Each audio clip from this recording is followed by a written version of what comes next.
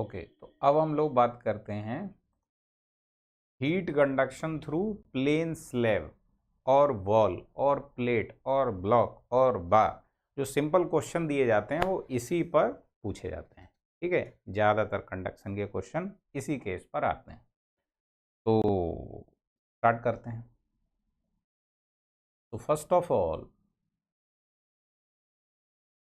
Diagram बनाएंगे हम। Diagram बनाएंगे एक हम अच्छा सा डायग्राम बनाएंगे। इसमें क्या है, ये एक वॉल है। ठीक है, इसका एरिया ऑफ क्रॉस सेक्शन इस तरीके से अंदर की तरफ होगा, है ना, इस तरीके से ऐसे ऐसे। ये क्रॉस सेक्शनल एरिया है। हीट इधर से आ रहा है, इधर को जा रहा है, समझ सकते हैं। अब इसे वॉल कह लो, इसको प्लेट कह लो, इसको स्लैब कह लो, ब्लॉक कह लो, बार कह लो, कुछ भी कह लो, any name you can give it to it. Yes और नो। हमारा क्या है, ये वन डायमेंशनल हीट कंडक्शन है इन रेक्टेंगुलर कोऑर्डिनेट सिस्टम। तो इक्वेशन वहीं से सारा डराइव होगा। ठीक है, तो इसमें लेट अस अज्यूम कि जो हमारा लेफ्ट वाला फेस है उस पर टेम्परेचर T1 है और जो राइट वाला फेस है उस पर टेम्परेचर T2 है। अब ये कैसे हुआ होगा, कांस्टेंट बाउंड्री कंडीशन रही होगी, भगवान जाने कैसे कराया होगा, लेकिन दे रखा होगा क्वेश्चन में तो इस तरीके से है। और साथ में दे रखा है T1 ग्रेटर देन T2। तो हमारा हीट किधर से किधर जाएगा बेटा, हीट किधर से किधर जाएगा बेटा, हीट जाएगा लेफ्ट टू राइट। यस और नो, हीट जाएगा लेफ्ट टू राइट। ये हम जानते हैं कि हीट जो है वो हाई टेम्परेचर से लो टेम्परेचर की ओर फ्लो करता है। साथ में मान लेते हैं कि भाई इसका जो क्रॉस सेक्शनल एरिया है ए है और इसका थर्मल कंडक्टिविटी है वो के है और वो कांस्टेंट है। ठीक है, के और ए दिए। साथ में टोटल इसका जो थिकनेस है वो एल मान लेते हैं। तो ये लेंथ बोल दो या इसको थिकनेस बोल दो, एल आपको दिया हुआ है। अब हमको इसमें ड्राइव क्या करना है, हमको दो चीज़ें ड्राइव करनी रहती हैं इनमें। पहला तो टेम्परेचर यहाँ से यहाँ वेरी कर रहा है, तो वो कैसे वेरी कर रहा होगा, स्ट्रेट लाइन होगा, कर्व होगा, पैराबोला होगा, हाइपरबोला होगा, क्या होगा। तो मेनली टेम्परेचर का वेरिएशन इस स्लैब या बार या वॉल या प्लेट या थिकनेस उसमें किस तरीके से होगा, मतलब मेनली हमें टेम्परेचर प्रोफाइल निकालना है, मतलब temperature as a function of x हमको फाइंड करना है। पहला काम इसको बोलते हैं टेम्परेचर प्रोफाइल। दूसरा हमको निकालना होगा हीट का इक्वेशन, कि हीट जो इसमें पास करेगी उसका फॉर्मूला क्या होगा, उसकी इक्वेशन क्या होगी। तो दो ही काम होंगे इसमें, पहला टेम्परेचर प्रोफाइल, दूसरा हीट इक्वेशन फाइंड करना। ठीक है, फ्लक्स फाइंड करना। तो स्टार्ट हो जाओ भाई। पहले इसमें हम लिखेंगे कि डिराइव करने से पहले कुछ अजम्पशंस हैं हमारे। अजम्पशंस की हेल्प से ही हम आगे बढ़ सकते हैं। तो अजम्पशंस क्या क्या हैं, अजम्पशन हम इसमें मान रहे हैं कि हीट फ्लो जो होगा वो सॉरी सॉरी सॉरी हाँ, हीट फ्लो जो होगा वो हमारा, देख रहे हैं ना, वन डायमेंशनल है और स्टेडी स्टेट है। हीट फ्लो है वो वन डायमेंशनल है और स्टेडी स्टेट है। वन डायमेंशनल का मतलब कि ये मान लेते हैं कि भाई जब इसमें हीट चलेगा तो बस इसी डायरेक्शन में जाएगा, ऐसे नहीं चलने लग जाएगा। ठीक है, यहाँ मान लेंगे ये टॉप सरफेस है और बॉटम सरफेस है, ये क्या इंसुलेटेड है, तो हीट बस इधर से इधर ही जा सकता है। इंसुलेटेड बाउंड्री से तो हीट क्रॉस करता नहीं है, या एडियाबैटिक बाउंड्री से तो हीट क्रॉस करता नहीं है। तो ये एज्यूम करना पड़ेगा। ठीक है, अब परफेक्ट इंसुलेटेड कुछ होता नहीं है तो जाएगा तो हीट इधर भी, लेकिन हमारा एजम्पशन मान लिया कि बस वन डायमेंशनल हीट फ्लो हो रहा है, एक्स डायरेक्शन में ही हीट फ्लो हो रहा है। साथ में एक काम करो, यहाँ एक्सेस भी बना दो यार, लगे या तो ये टी हो गया और ये एक्स हो गया। वाई डायरेक्शन में हमने टी मान लिया टेम्परेचर और इधर राइट साइड में एक्स मान लिया। ठीक है जी, चलो आगे बढ़ते हैं। दूसरा एजम्पशन लिखते हैं कि जो मटेरियल है वो होमोजीनियस एंड आइसोट्रोपिक है। होमोजीनियस एंड आइसोट्रोपिक, होमोजीनियस का मतलब हर पॉइंट पर के सेम होगा, और आइसोट्रोपिक का मतलब है हर डायरेक्शन में के सेम होगा, तो पूरे बॉडी के लिए कहीं भी जाओ के क्या हो गया, कांस्टेंट हो गया, तो के हमारा वेरी नहीं कर रहा होगा। नेक्स्ट नो हीट जनरेशन लिख देते हैं। नो हीट जनरेशन का मतलब क्यू जी जो होगा, इस बॉडी में कहीं हीट जनरेशन तो हो नहीं रहा है, हमने बस बाउंड्री कंडीशन लगाई है, तो क्यू जी जीरो होगा। बात समझ में आई? ये हीट कहाँ से, बॉडी के बाहर से आ रही है, और कहाँ जा रही है, बॉडी के बाहर जा रही है। बॉडी के अंदर कहीं पे हीट जनरेशन नहीं हो रहा है। बॉडी के अंदर ना तो कोल बर्न कर रहे हैं, ना कोई ऐसा इलेक्ट्रिकल थर्मल रजिस्टर लगाया हुआ है, ऐसा कुछ भी इंतजाम नहीं है। मतलब बाहर से ही हीट आ रही है और बाहर ही जा रही है। जनरेशन वनरेशन ना, जनरेशन हो रहा है ना स्टोर हो रहा है। बात आई समझ में? आगे बात बढ़ते हैं। इसमें T1 ग्रेटर देन T2 मान लेते हैं। तो अब हमारा जो जनरल इक्वेशन था, equation number 7, most general case, उससे हमने वन डायमेंशनल फाइंड किया था। अब वन डायमेंशनल वाले में ये कंडीशन सेटिस्फाई करते हुए जरा मुझे बताओ, क्या टेम्परेचर प्रोफाइल फाइंड अगर हम करें सबसे पहले, तो जो इक्वेशन नंबर 7 से वन डायमेंशनल के लिए हमने डराइव किया था फॉर दीज एजम्पशंस, तो वो इक्वेशन ये बचेगी क्या, d2t over d x square equals to 0। या उसको भी लिख दूं क्या, एक काम करते हैं, रुको, पहले मैं ये लिख देता हूँ वन डायमेंशन के लिए, d2t D x square Q G upon K equals to 1/α del T over del tau. ये होता था। अजम्पशन क्या है, स्टडी स्टेट है, तो ये टर्म जीरो हो जाएगा। क्यू जनरेशन क्या है, जीरो, तो ये टर्म जीरो हो जाएगा। अब देखो, क्योंकि टेम्परेचर इसमें एक्स का भी फंक्शन था, टाइम का भी फंक्शन था, इसलिए डेल लिखा करते थे, डेल, है ना। लेकिन जब ये जीरो हो गया, अब टेम्परेचर सिर्फ फंक्शन बचा एक्स का। तो जब एक ही वेरिएबल है, temperature is now only function of x, तो एक ही वेरिएबल है, तो ये डेल की जगह मैं डी लिखना स्टार्ट कर दूंगा कि नहीं, तो डी लिखना स्टार्ट कर देंगे। तो इसलिए इक्वेशन अब बन जाएगी d2t over d x square equals to 0। ये इक्वेशन बचेगी। गेटिंग माई पॉइंट और नॉट? बनाया है यहाँ तक, ये बना दो। तो equation is now only this, ठीक है। ये इक्वेशन बचा है आपका। इसको क्या करें, इंटीग्रेट कर दो विद रेस्पेक्ट टू एक्स, ठीक है। Integrate it with respect to x, x के रेस्पेक्ट में इसको इंटीग्रेट कर दो। तो जब इसको इंटीग्रेट करूंगा मैं एक बार, d2t over d x square integration of 0, तो ये बचेगा dt by d x equal to c1। ये सुनो, इसे बोल देते हैं equation 2। Again integrate, again integrate, फिर इंटीग्रेट कर दो, फिर इंटीग्रेट करेंगे तो ये आएगा integration of d t by d x equal to integration of c1। तो इसलिए आ जाएगा इधर t और इधर आ जाएगा c1x प्लस c2। ये इक्वेशन नंबर 3 हो गया, लेट से, ठीक है। ये इक्वेशन नंबर 3 हो गया, लेट से, ये आ गया। अब ये क्या है, temperature as a function of x.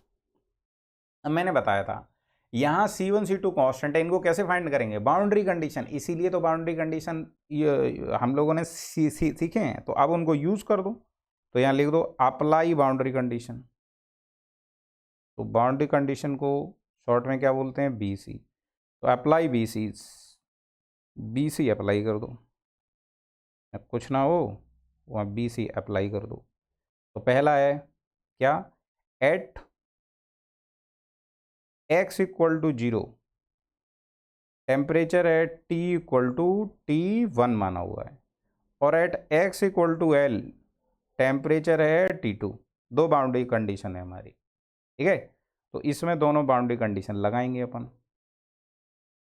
तो इसको मैं दो पार्ट में डिवाइड कर लेता हूँ लाइक दिस। तो पहली बाउंड्री कंडीशन लगाओ कि भाई x इक्वल टू जीरो, तो इसमें रखो at x equal to zero, x zero हो जाएगा, t हो जाएगा t1, तो t1 equal to zero plus c2, मतलब c2 हो गया t1।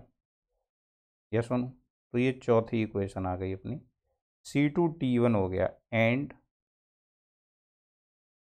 t equal to t2 कब होगा, जब x l हो जाए और प्लस c2।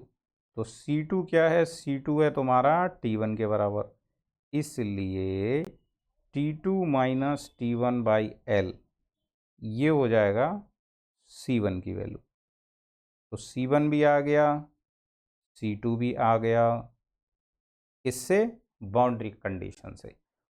पुट 4 एंड 5 इन 3, यहाँ लिख दो पुट 4 एंड 5 इन 3, तीसरी इक्वेशन में लग दो। तो हमारा टेम्परेचर का पूरा प्रोफाइल आ जाएगा, T2 minus T one by x, sorry T2 minus T one by L into x plus C2 का वैल्यू क्या है T1, ये आ जाएगा।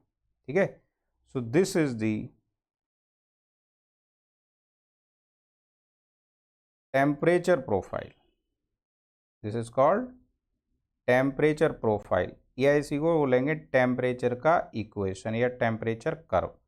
अब देखो ये एक्स के टर्म्स में है, दिख रहा है ना, अरे बाबा, एक्स के टर्म्स में है,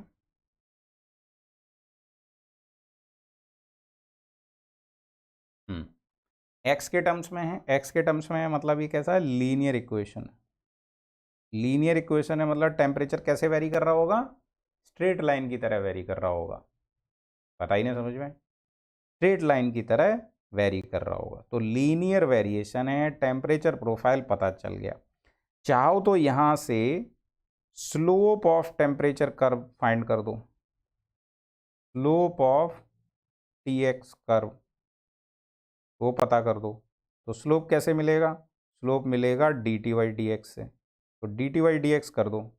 तो d t y d x से क्या होगा, ये एक्स का 1 हो जाएगा, t1 का 0 हो जाएगा, तो बचेगा t2 minus T one by L, या निगेटिव होगा ये।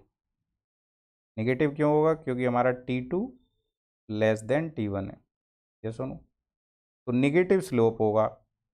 तो निगेटिव स्लोप है, लीनियर वेरिएशन है, तो स्ट्रेट लाइन मिलेगी।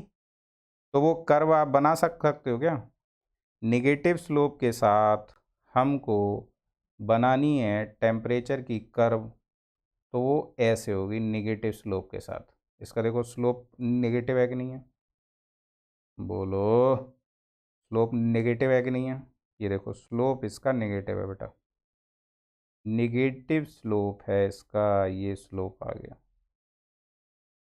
ठीक है, साथ में देखो क्या ये स्लोप कांस्टेंट भी है, स्लोप कांस्टेंट भी है, निगेटिव है एंड कांस्टेंट है। स्लोप जो है वो निगेटिव भी है साथ में कांस्टेंट भी है। कांस्टेंट स्लोप है मतलब स्ट्रेट लाइन होगा, कांस्टेंट स्लोप है मतलब स्ट्रेट लाइन होगा, है ना। कांस्टेंट स्लोप शुरू से लेके लास्ट तक सेम स्लोप है, मतलब यहाँ से लेके इस सरफेस पर भी उतना ही उतना ही उतना ही, हर सेक्शन पर वही स्लोप, हर सेक्शन पर वही स्लोप, है ना। तो स्ट्रेट लाइन होगा और नेगेटिव होगा, तो ऐसे डिक्रीज करता हुआ बन जाएगा, बन गया भाई स्लोप, स्लोप भी बन गया, टेम्परेचर का इक्वेशन भी मिल गया। तो अब किसी भी सेक्शन पर आपसे अगर क्वेश्चन देता है और टेम्परेचर पूछता है कि इस एक्स पर टेम्परेचर बताओ, है ना, तो अगर आपको यहाँ पता है एक्स इक्वल टू जीरो पर और यहाँ पता है एक्स इक्वल टू एल पर, तो बाकी अब किसी भी जगह पूछ दे तो आप फटाक से उसका इक्वेशन से टेम्परेचर बता देंगे। यस और नो, बन सकता है ना, बिल्कुल बन सकता है। तो ये है तुम्हारा X equal to zero surface, ये X equal to L surface. Clear हुई बात, तो टेम्परेचर प्रोफाइल अपना मिल गया। अब हम बात करेंगे इसमें हीट इक्वेशन का। कांस्टेंट है तो यहाँ लिख दो स्ट्रेट लाइन,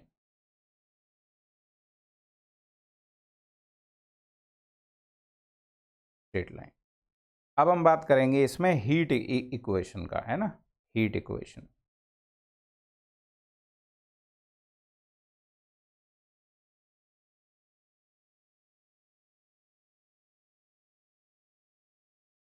तो हीट इक्वेशन देखो, हम यहाँ पर जान रहे हैं बहुत अच्छे से, फोरियर लॉ जब ड्राइव किया था वहाँ भी बात की थी कि भाई अगर ये टेम्परेचर ज़्यादा ये कम है तो हीट लेफ्ट से राइट में ही फ्लो होगा, इसके अलावा इसके पास कोई और ऑप्शन नहीं है।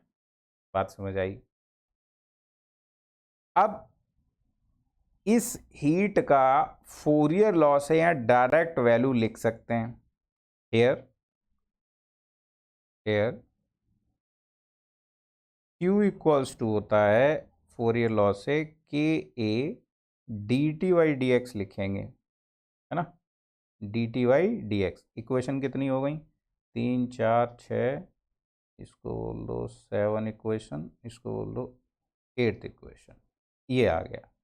तो इसलिए Q इंटू डी एक्स, या डायरेक्ट लिख देते हैं यार, चलो इंटीग्रेट करके सीख लो। Q इंटू डी एक्स एक तरफ ले लो, माइनस के ए डी टी एक तरफ ले लो और कर दो इसको इंटीग्रेट।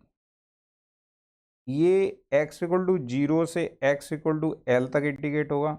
इधर k कांस्टेंट है, a कांस्टेंट है, तो ये दोनों इंटीग्रेशन से बाहर हो गए। ठीक है, दोनों ये इंटीग्रेशन से बाहर हो गए। देख पा रहे हैं थोड़ा थोड़ा? ओके। डी टी अंदर आ गया, तो T1 से T2, T1 से T2 ये टेम्परेचर वेरी कर रहा हो। तो देखो इसको इंटीग्रेट करो अब। अरे बाबा, मुझे बहुत चीज़ें मैनेज करनी पड़ जाती हैं, कलर भी देखो, इक्वेशन भी देखो, राइटिंग भी देखो, कंसेप्ट भी देखो, अपने को भी देखो स्क्रीन में के कहीं पीछे कुछ छुप तो नहीं जा रहा है। मल्टीटास्किंग हो जाती है रे बाबा। चलो कोई बात नहीं, कर सकते हैं। तो लेफ्ट साइड का इंटीग्रेशन क्या होगा? ये Q इंटू एल आ जाएगा, है ना, समझते हैं। माइनस के ए, यहाँ क्या आएगा? T2 माइनस T1 आ जाएगा। तो यहाँ से Q इक्वल टू आ जाएगा माइनस के ए T2 minus T1 divided by L, ये आ जाएगा। और इसको मैं लिख सकता हूँ Q इक्वल टू के ए T1 minus T2 by L, yes और नो? तो वो माइनस साइन हट जाएगा। इसी को मैं लिख सकता हूँ T1 minus T2 higher minus lower temperature upon l upon के ए। अब ये जो एल अपॉन के ए टर्म है, इसको थर्मल रेजिस्टेंस बोला जाता है। कैसे? अभी देखते हैं। ठीक है, तो इसको बोल दो इक्वेशन नंबर 9। ठीक है, साथ में यहाँ पे लिख दो where where thermal where R T H is equal to L upon के A is called thermal resistance. Thermal resistance. अब ऐसा इन्होंने क्यों बोला भाई? ये थर्मल रेजिस्टेंस रेजिस्टेंस क्या है, ऐसा इन्होंने क्यों बोला भाई? क्योंकि इन्होंने जो हीट फ्लो है उसको कंपेयर कर दिया इससे, इलेक्ट्रिकल फ्लो, इलेक्ट्रिसिटी के फ्लो से। ठीक है, इलेक्ट्रिकल सर्किट से कंपेयर कर दिया। उन्होंने बोला कि भाई जैसे इलेक्ट्रिसिटी मूव करता है ना एक रजिस्टर में, ऐसे कोई रजिस्टर है और उसमें इलेक्ट्रिसिटी फ्लो करता है। अब इलेक्ट्रिसिटी फ्लो कैसे करता है? उसमें एक्चुअली करंट फ्लो करता है। क्या फ्लो करता है? करंट, है ना। करंट फ्लो क्यों करता था? पोटेंशियल डिफरेंस की वजह से। पोटेंशियल डिफरेंस की वजह से करंट फ्लो करता था। पोटेंशियल जैसे यहाँ पर है E1 EMF, EMF बोलते हैं या V1 बोलते हैं, वोल्टेज है ना, और यहाँ EMF है E2, इस तरीके से। और बीच में क्या है? ये बीच में है इलेक्ट्रिकल रेजिस्टेंस। इलेक्ट्रिकल रेजिस्टेंस उसी तरीके से हमारा थर्मल सर्किट या थर्मल रेजिस्टेंस बन सकता है ऐसे कैसे कि ये है थर्मल सर्किट, इसमें फ्लो क्या करेगा, हीट फ्लो करता है, इसमें हीट फ्लो करता है। किस डिफरेंस की वजह से, टेम्परेचर डिफरेंस होता है। यहाँ high voltage minus low voltage, यहाँ होता है high temperature minus low temperature, ठीक है, वैसे ही। और इधर जो रेजिस्टेंस होगा वो आर थर्मल कहलाएगा, वो रेजिस्टेंस क्या कहलाएगा, आर थर्मल कहलाएगा, ठीक है। तो वहां पर आर की वैल्यू कैसे मिलती थी, आर की वैल्यू इलेक्ट्रिक उसमें V equal to i r होता था, है ना, मतलब R इक्वल टू होता था V अपॉन आई, या EMF के टर्म्स में लिखें तो E अपॉन आई, या जो हमने नोटेशन यूज किया उसकी वजह से लिखें तो change in the EMF upon I, मतलब E1 minus E2 by I, ये होगा। इसी के करस्पॉन्डिंग सिमिलरली अगर हम थर्मल रेजिस्टेंस देखें तो ये होगा डेल्टा टी अपॉन आई की जगह क्या होगा क्यू, क्योंकि यहाँ क्यू फ्लो करता है, और ये हो जाएगा T1 minus T2 upon Q, तो ये थर्मल रेजिस्टेंस होगा। मतलब Q इक्वल टू क्या होगा, T1 minus T2 upon r thermal. मतलब Q का इक्वेशन लिखो, ऊपर T1 माइनस T2 बचाओ, नीचे जो भी बचेगा वो थर्मल रेजिस्टेंस कहलाएगा। तो हमने वही किया, Q को लिखा, ऊपर T1 माइनस T2 बचाया, नीचे जो भी ये बचा है ये आर थर्मल कहलाएगा। समझ गए, इक्विवेलेंट है, बात हमारी यहाँ समाप्त हो गई। तो इसको बोलते हैं इसको क्या नाम दिया जाता है, इक्विवेलेंट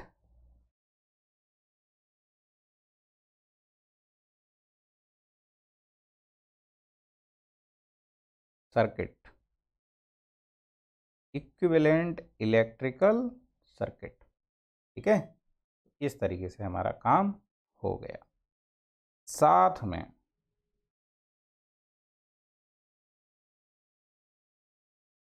में एक इलेक्ट्रिकल हीट फ्लक्स का भी इक्वेशन लिखा जा सकता है। Also heat flux, heat flux, heat flux क्या होता है, स्मॉल क्यू, स्मॉल क्यू क्या होता है, कैपिटल क्यू अपॉन एरिया। अब कैपिटल क्यू अपॉन एरिया, ये क्या बचेगा, ये बचेगा के T1 minus T2 by L, यही तो बचेगा। तो ये बचेगा T1 minus T2 by L by के, ये बचेगा। तो ये भी T1 माइनस T2 डिफरेंस हो गया अपॉन आर थर्मल, ये भी हुआ, लेकिन इसमें एरिया का टर्म नहीं होता है, उसमें के ए था, इसमें सिर्फ के होता है।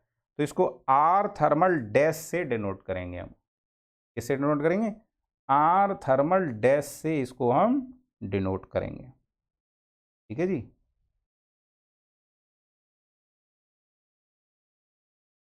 Just 1 second.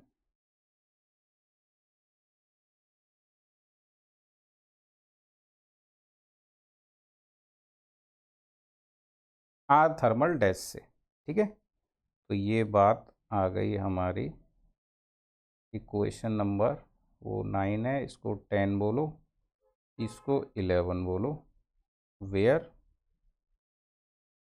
R thermal dash ये एल अपॉन के होगा। ये भी थर्मल रेजिस्टेंस है बट पर यूनिट एरिया वाला है, ठीक है। सो इतनी बात हमारे समझ में आ गई। तो इक्विवेलेंट सर्किट जो है वो इलेक्ट्रिकल वाला हमने बना, इसके लिए भी बना देते हैं। एक काम करो, इसको तो ऐसे ही लिखो, इसको यहाँ लिख देता हूँ, वेयर आर थर्मल, ये इसके लिए भी सर्किट बना देते हैं। इसके लिए सर्किट कैसे बनेगा, वैसा ही दिखेगा, कोई नई बात नहीं है। बस इसमें क्या है, फ्लो कराएंगे स्मॉल क्यू को, फ्लक्स को फ्लो कराएंगे, होगा वही टेम्परेचर डिफरेंस, बस यहाँ आर थर्मल की जगह आर थर्मल डैश लिखा जाएगा। क्या लिखा जाएगा, r thermal dash. R thermal और आर थर्मल डैश में फ़र्क क्या है, आर थर्मल होता है एल बाई के ए, आर थर्मल डैश क्या होता है, एल बाई के। ये रही बात। तो दोनों का यूनिट जो होगा वो डिफरेंट होगा। तो पहले वाले का यूनिट क्या बनेगा भाई, पहले वाले का अगर हम इसका यूनिट चेक करें तो ये यूनिट बनेगा, देखो एल का तो मीटर अपॉन थर्मल कंडक्टिविटी का होता है वॉट पर मीटर केल्विन, और एरिया का होगा मीटर स्क्वायर। ठीक है, तो ये होगा मीटर से एक इसका कैंसिल, इससे एक इसका कैंसिल, के ऊपर जाएगा तो के अपॉन वॉट, केल्विन पर वॉट बनेगा इसका यूनिट। ठीक है, केल्विन पर वॉट। ठीक है, देखो रटना नहीं है कुछ, इधर के इधर ही डराइव कर सकते हो। दूसरे के लिए क्या होगा देखो, दूसरे के लिए क्या होगा देखो, इसके लिए क्या होगा, इसके लिए मीटर है ऊपर, नीचे होगा वॉट पर मीटर केल्विन, तो केल्विन भी ऊपर मीटर भी ऊपर, तो केल्विन मीटर स्क्वायर पर वॉट, ये बन जाएगा केल्विन मीटर स्क्वायर पर वॉट। ठीक है, या मीटर स्क्वायर केल्विन पर वॉट, ऐसे यूनिट इसका दिया रहता है। बात समझ में आई? तो यूनिट देख के हम पहचान जाएंगे क्वेश्चन में कि हमको आर थर्मल डैश की वैल्यू दी है या आर थर्मल की वैल्यू दी है। Units are very very very important, very very very important. बात चमकी कि नहीं चमकी यहाँ तक? ठीक है जी बाबा, ओके, इसको बोल लो इक्वेशन नंबर 12। ठीक है, तो ये हो गया अपना heat conduction through plane, slab, wall, block, plate, bar, ding dong ting tong. ठीक है, जो भी बोलो इसको, ये हो गया, सारे फॉर्मूले हो गए। ठीक है, चलो नेक्स्ट केस करते हैं अब।